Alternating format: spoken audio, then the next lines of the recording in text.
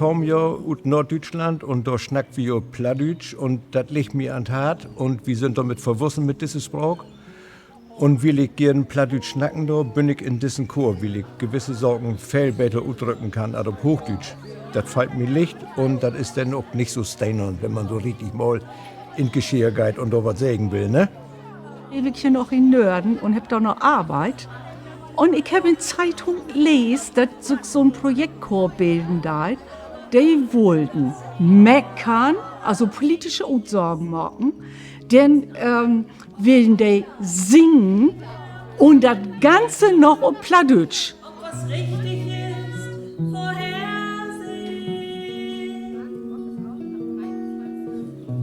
Die meisten sind ja Plattschnacker, aber ich bin nur Sympathisant, muss ich sagen. Also ich kann das gut verstehen, dass auch jemand so sprechen möchte. Das kann ich auch gut verstehen, aber ich kann es nicht ganz frei sprechen. Und warum gehen wir auf die Bühne und meckern?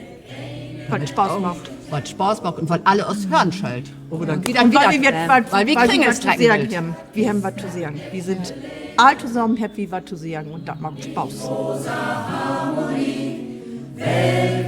Ich wollte eigentlich noch mal sagen, dass ich das schön finde, dass finde ich jede Weg uns sein dort, sondern dass wir immer solche schönen langen durch habt. Ein in den Mond sozusagen. Ich mock mich um Platz und kiek mal, wo ich hinkomm. Die neueren Songs, die haben wir jetzt tatsächlich alle selbst komponiert. Wir haben ja in den ersten Jahren immer bekannte Melodien genommen und dazu Texte gemacht. Zum Teil erst Hochdeutsch, dann von den Plattspezialisten übersetzen lassen auf Plattdeutsch. Und jetzt in den letzten 4-5 Jahren, möchte ich mal sagen, sind alle Songs selbst komponiert. Das heißt Melodie und Text komplett Eigenkreation und das ist total klasse. Schau mal, da geht er.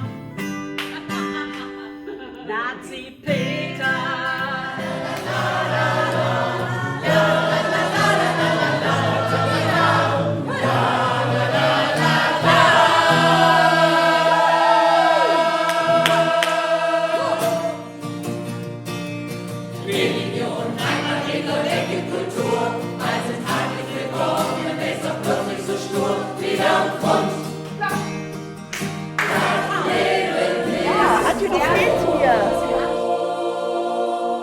Ja, ich denke, das ist wichtig, dass wir ein Köppel sind, der auf die Bühne geht und der auch die Courage oder die Zivilcourage hat, was zu sagen.